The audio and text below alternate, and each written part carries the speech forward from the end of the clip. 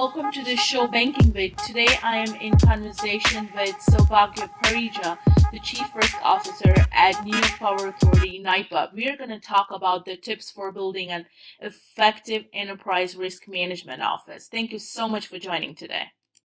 Hi, Breana. Yes, you pronounced my name right, Soubhagya Parija. So, yes, I'm the Chief Risk Officer for New York Power Authority. Started my career in India, after doing my master's in economics, then, joined a power company, came to the US to do my MBA with a concentration in finance, and then again joined a power company. Then I moved to retail companies, including Walmart, before coming back to New York Power Authority, again a power company, uh, finally to be the CRO of New York Power Authority. So how has your role evolved managing risk from, say, the private sector when you were at Walmart to managing risk in the public sector at NYPA?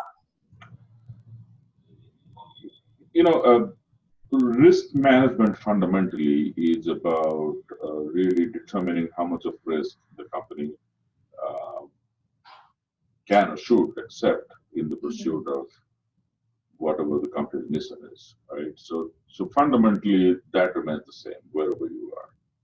But how we determine risk, how we manage risk, will vary from company to company. In a private company, it's a little easier in my mind because you have one anchor, the stock price or the earnings per share or something like that, that you can determine the impact of a risk event on one financially driven metric. In our space, in a public sector company, it's a little more complex because we are yes, we are trying to run a very efficient lean and mean operations, but also our goal is not just to drive some financial metrics. Our goal is to also add value to the state of New York, in terms of providing opportunities for employment, to supply cheap power, so that we give up value, financial value, to create other longer-term value for the state of New York. So it makes it a little harder for us to really measure. Especially because you're also one of the largest public power organizations in the country. So there must be a lot of complexity involved in the way you manage risk and assess risk, correct? That's true. That's very true because we not just because we're the largest public power company in the country. Also, you're in New York. New York happens to be such a highly visible area in a global scale. So, we supply 25% of the power of for the state of New York. So we, and then we have flagship plants at Niagara and all this. So we have lots of visibility, and we are very careful about our reputational challenges. Right. And then right now, the entire energy industry is undergoing significant transformation. The value chain, if you look at energy industry, used to be a one-way movement of electrons from a generator to end user like you and I. Now that value chain is it's been turned upside down. On the generation side, you have all kinds of large-scale renewable penetration going on.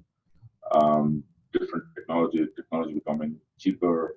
On the transmission and distribution side, you have large-scale storage coming up. That's becoming cheaper, so that's negating the requirement of huge transmission lines. And then at the end user side, you are not just a silent recipient of electrons. You're also, if you have a solar panel on your rooftop, you're also a power producer. So you're trying to have a two-way interaction with the grid. And then the other challenges with regard to climate and so on and so forth, with carbon emissions and stuff. That's also driving complexity of the electricity power market. Mm-hmm. So we at New York Power Authority, we feel that we have a responsibility to really steer the development or the evolution of the energy market in a very responsible way, because we can. We have a pretty healthy balance sheet. B, we are not really driven by quarterly investment calls, unlike a private company would be. Right. So we know we can make strategic long-term bets a lot better than some of the other private sector companies. So that sounds all really interesting. I would love to learn more about the types of the exciting projects you're involved with at NYPA. So at NYPA risk management, we are not. Our goal is to make risk management a vehicle for decision making. How do we make a risk-reward trade-off in any kind of decisions we make in this company? So for that, we do have all the standard processes to identify, quantify, and mitigate risks. But to me, it's more important for us to really be embedded in all parts of the business. Right. And really, three mottos that we follow is enhance, enable, and enforce. So we try to enhance the capabilities of the individual business units in terms of their analysis and understand risks better. We try to enable them to make good decisions so that we can provide we provide this support system through insurance or through kind of risk mitigation strategies, so they can be enabled to take the appropriate amount of risk, because we believe that risk taking is crucial. And sometimes we also have to enforce discipline, governance, controls, kind of thing. So those are three E's we typically follow as a guideline for this company. So what are the top risks that you and your board are concerned about in this market in the recent times? So right now, there are several top risks, which is pretty similar to any other utility that you would talk to. Critical infrastructure risk, for example, that's huge for us. We have currently a significant talent risk, or attracting and retaining talent in our company. That's a big risk. The commodity market risk is huge for us. It is, yeah. Because our 70% of our supply is based on hydroelectric power. So we are also susceptible to hydro volume risk, and it's kind of weather risk, but it's more longer term kind of hydro volume risk. Okay. Cyber is turning out to be one of the most critical risks, because we are trying to digitize the company. Even otherwise, it's a big risk, but as we're trying to digitize the company end to end, our aspiration is to become the first end-to-end digital utility in the country. So now the question now is, okay, how does that change our risk profile with regard to cyber risk? So that's something that we're really putting a lot of focus on, to understand the implications of that, and how can we be prepared for that risk? Can we transfer some of that risk to an insurance vehicle? All that is going on right now. Yeah, you're right. Cyber risk has been like the top agenda for so many other firms also that I've been talking with, and because of the changing situations and the vulnerability the systems are open to. So building a lean risk culture is very crucial in strengthening the risk management practices at a holistic level. What is your approach in building the lean risk culture at your firm? So let me put this way: risk culture.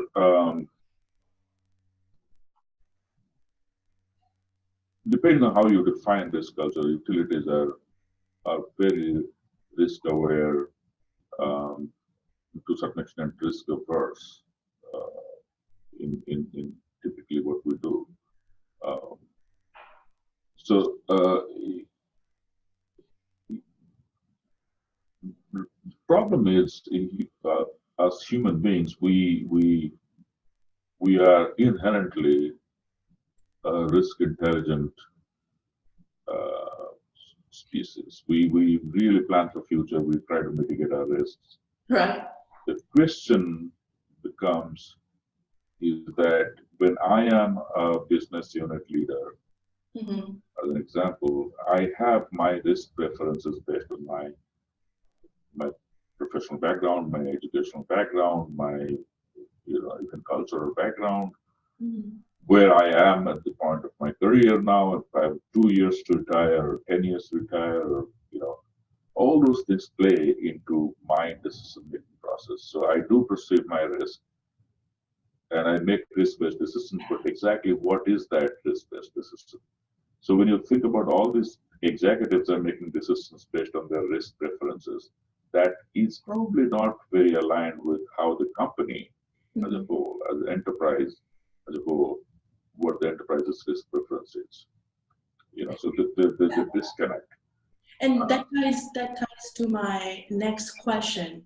So there's a chief risk officer who's a newly appointed chief risk officer because it's not a mandate for many firms to have a chief risk officer, and is working on a greenfield project of setting up a brand new enterprise risk management office. What is your advice to these chief risk officers, and what are the top 5 things they should avoid doing?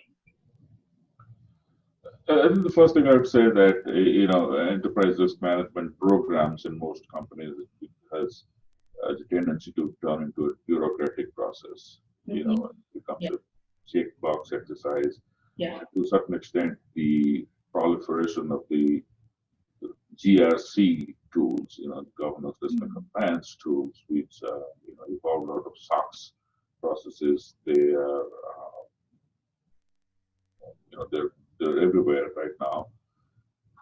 The challenge with these things is that you're collecting information, but you are not really. There is no not much of a use of this information in decision making. You just identify the sort of the topmost risks, and then that information becomes very stale pretty quickly. Right. Because everybody, the board knows that you run a you show them a colorful heat map, and then they've seen it once, twice, then Yeah. through this value. So I would suggest that the CRO trying to develop a new enterprise risk management program should really understand the business, and develop a very customized approach to risk management based on what the company is trying to accomplish. Another question I wanted to ask is, you're an industry thought leader and you have authority in this space. If there was one movement that you could inspire, what would that be? So going back to the topic of the enterprise risk preference, I think that there's a lot of literature around this, but not much of follow through about making the enterprise risk appetite very clear. Right. Even when I've seen the examples of risk appetite statements and all that, these are basically very theoretical kind of statements. They are not really translatable to a day-to-day decision making by individual business executives. Yeah. You've got to have a much better way of A, clarifying what the enterprise risk preference is, B, operationalize that.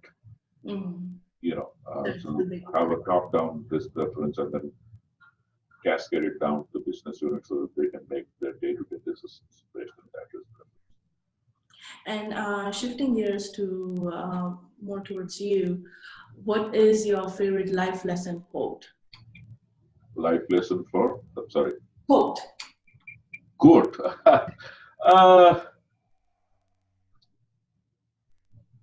You know, risk is not a bad four-letter word. Okay, no, that's great. And if you were given a chance to have breakfast with VC or one of the celebrities or extremely successful person, who would that be? Because this column is watched by many VCs, and who would that be and why? I think that'll be Elon Musk.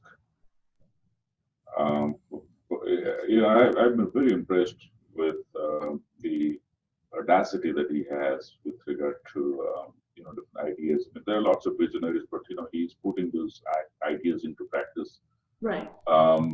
It may seem very wild, but you know, his ability to follow through and drive action is something that's very impressive to me.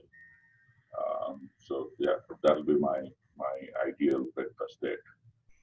Okay, Soubhagya, it's been a pleasure speaking with you. Thank you so much for your time and all the insightful tips and advice. Have a great day. Thank you. You too, and Happy New Year. You too.